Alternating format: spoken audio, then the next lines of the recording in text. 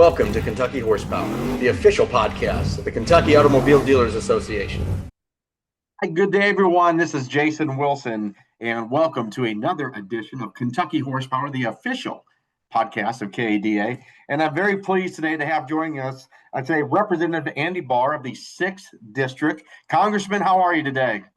Hey, Jason, how are you? Good to be with you and KADA.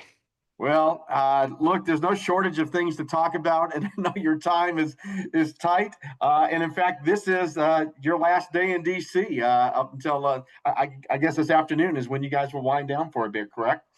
That's right. We've had a busy summer, busy first 6 months of the new administration and the new Congress. And we're heading home for August, the August work period. So we'll be back in our districts for the entirety of August.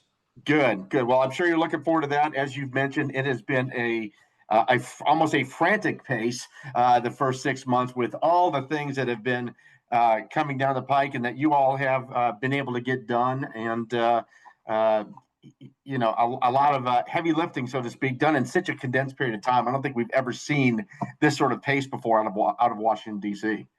It's definitely a productive time, maybe the most productive time that I've seen in my 13 years in Congress. We've accomplished more in 6 months than most Congresses do in an entire 2-year term.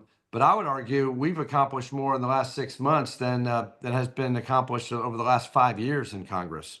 Yeah, and I don't think that's an unfair statement, given, again, just all the things. And these aren't little things, big things. And but we'll talk about a couple of them. And let's start with, because I want to get your take on some of these items and particularly what's big in our industry as far as our car dealers go and whatnot. And that was a couple months ago, the House Joint Resolutions 87, 88, and 89 that dealt with the EV mandates and really finally putting those in check, which was an untenable, unwinnable situation that was not going to happen. But talk through that, because that was a big, big accomplishment. And I know it's something that's very important to those watching on this channel today. Yeah, it really was an important resolution of disapproval, several resolutions of disapproval, disapproving of and revoking California's waivers for Advanced Clean Cars 2.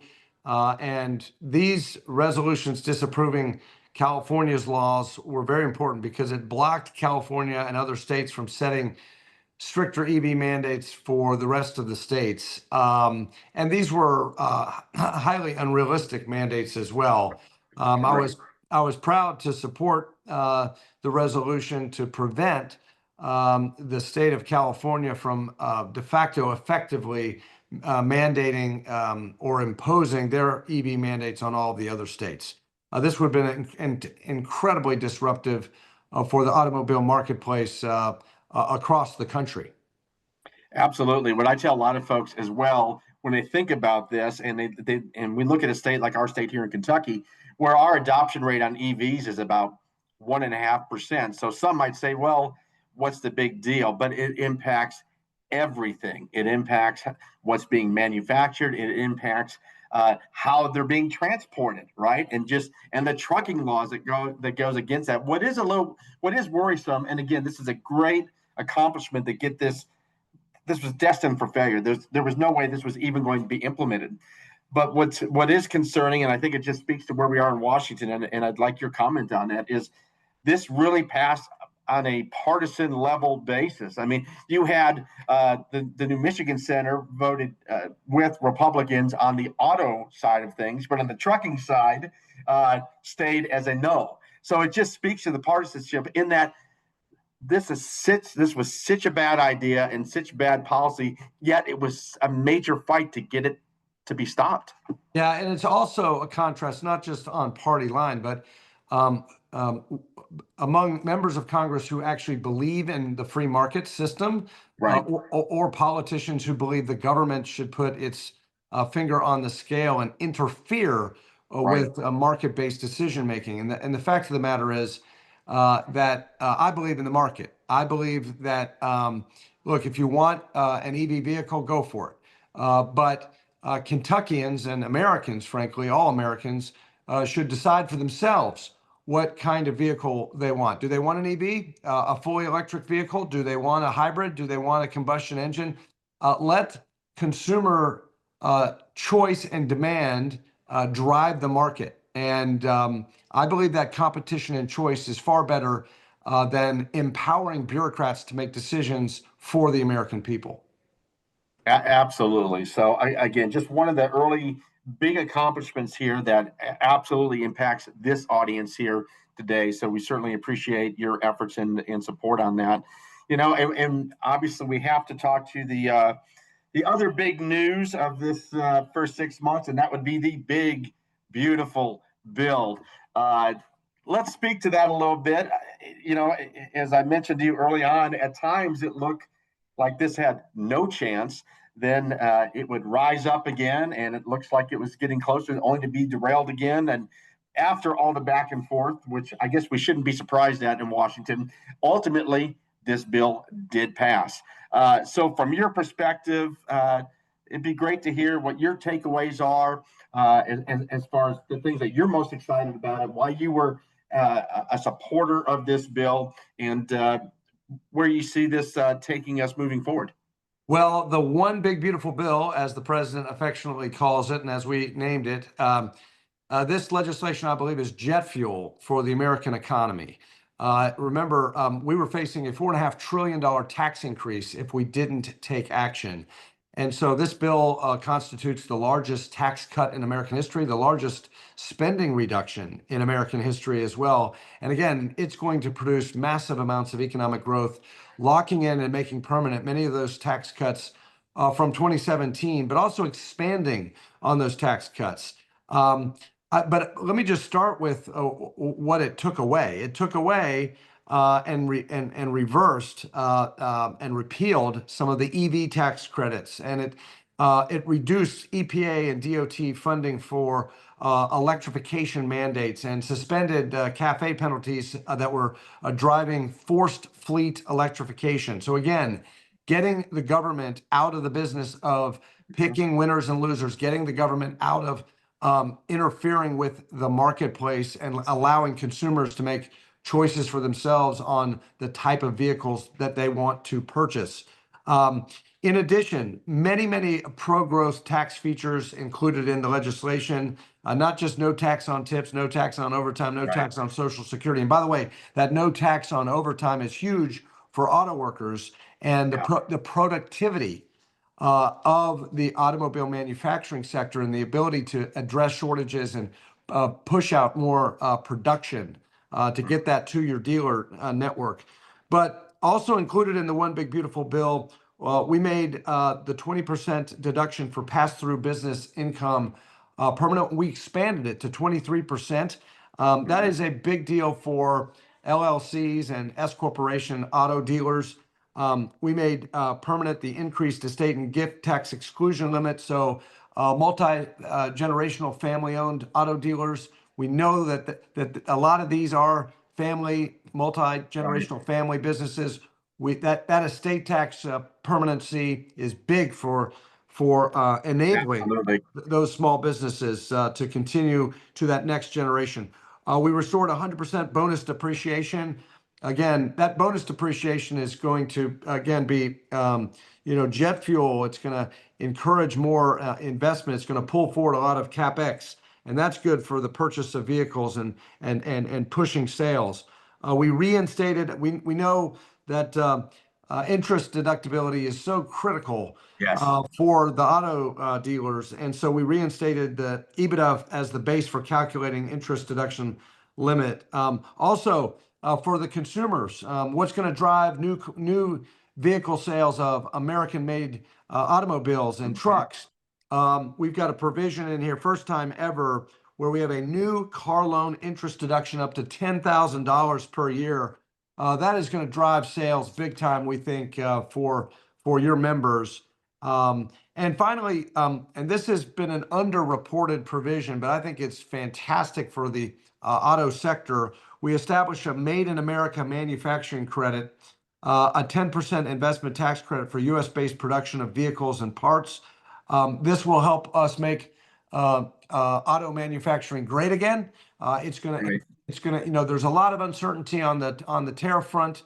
Obviously, I think with some of these announcements on Japan coming out this morning and Indonesia and the United Kingdom, what you're seeing is that the trade policy is actually producing more reciprocal fair trade and opening up markets to U.S. exporters, including U.S. auto manufacturers. And I know the president and Howard Lutnick, the Commerce Secretary, they've made a big deal with the Japanese. Hey, buy more Right. American made automobiles, and that includes Toyota.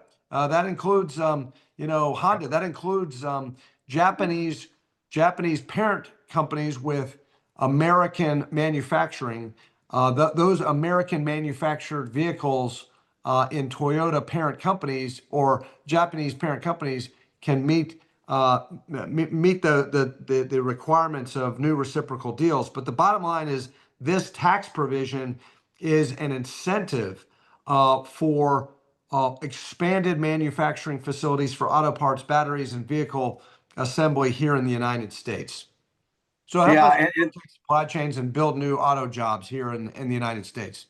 yeah, and we're already seeing in the form of commitments, movement to the United States from other countries, even right here in Kentucky. I believe it was a General Electric that they committed to making washer dryer machines in Kentucky now, and we're seeing that throughout the country. On the tariff front, since you mentioned that, obviously today the deal that you mentioned with Japan and Indonesia.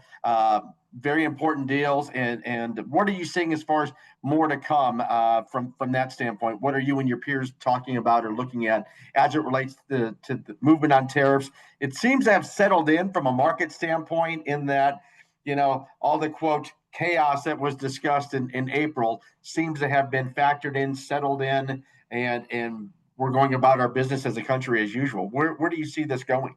Yeah, obviously there was a sell-off in the equity markets in the aftermath of Liberation Day, but if you think about it, we're in a bear market. The Dow is at an all-time high, the S&P 500 all-time high with a correction baked in, which is fantastic. We already have the correction embedded, and as these new, better reciprocal trade deals are finalized, that continues to be just rocket fuel for the economy. Everyone we lock in. Japan, our fourth largest trading partner, obviously very critically important to Kentucky. All that direct investment in our auto sector in Kentucky. Sure. This is going to deepen our trading relationship with Japan, a very, very powerful economic juggernaut in the global economy. Indonesia, that's the fourth most populous nation on planet Earth, a huge market that is now being unlocked to American exporters, and this is a terrific deal for the United States. And we get lower tariffs on our exports, but we're still getting some tariff revenue on imports from Indonesia. So you got to hand it to the deal maker in chief on that one. India, I think I talked to Jameson Greer on the 4th of July. He is, of course, our U.S. trade representative. And he informed me that we are very, very close to a big deal with India. Of course, India is the most populous nation on planet Earth, 1.4 billion consumers.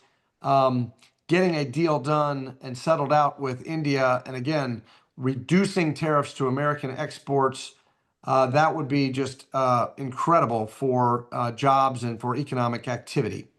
Yep. So look, you can't relocate supply chains overnight, but it's the trade policy that is being pursued here is clearly working from a standpoint of opening up new markets, reducing tariff and non-tariff trade barriers to U.S. exporters, but it's also about supply chain resiliency and building up and rebuilding the American domestic manufacturing base that is such a huge part of job creation and economic growth in the United States. Yep, absolutely. Look, I know you're up against it. It's a busy day for you, tight time, but I would not be doing my job here as a KADA Kentucky Horsepower podcaster if I wasn't asking about your upcoming Senate run that you've announced and you're moving forward with. Quickly talk to us about that and what your plans are as far as, and again, I know you've represented the 6th district, as you mentioned, now for 13 years. Now you're looking to represent the entire state of Kentucky. I know August you'll be busy and out traveling and seeing folks. Yeah, absolutely. It's so exciting and it's very rewarding, and it's been the privilege of a lifetime to represent the auto dealers and the families and businesses and farmers of Central Kentucky. Toyota, the largest manufacturing plant in the world, is in my congressional district, the University of Kentucky, all those great auto dealers. But as you know, a lot of these auto dealers have a presence beyond just Central Kentucky. And I'd love to have the opportunity to represent the entirety of the Commonwealth, including all of the auto dealers in far eastern and western, southern Kentucky, northern Kentucky, Louisville. That would be absolutely outstanding opportunity, and that's why I'm excited to get out and about in the state. And for your members, especially members who are not from Central Kentucky or the 6th District, I invite those auto dealers to reach out to me. You all are the heartbeat of your communities. You have relationships with the financial institutions. You have relationships with the charities and the local Rotary clubs. You have relationships with the chambers of commerce. You have relationships with the small business owners and all the families that all of you all serve, and helping folks get to work and pursue their American dream. So I recognize how important you are, and getting to know your members and the auto dealers allows me to get to know all of Kentucky. So I invite your members to reach out to me as we continue to introduce ourselves to other parts of Kentucky. And we can certainly help facilitate that. And we'll make sure when we send this podcast information out, we'll have your appropriate website information and all those things as well. So, Congressman Barr, thank you so much for your time. Again, I know you're super busy, but we really appreciate having these few moments with you. Yeah, great to be with you. Thanks so much, and go sell some cars. That's right. Thanks, everybody. We'll see you on our next edition of Kentucky Horsepower.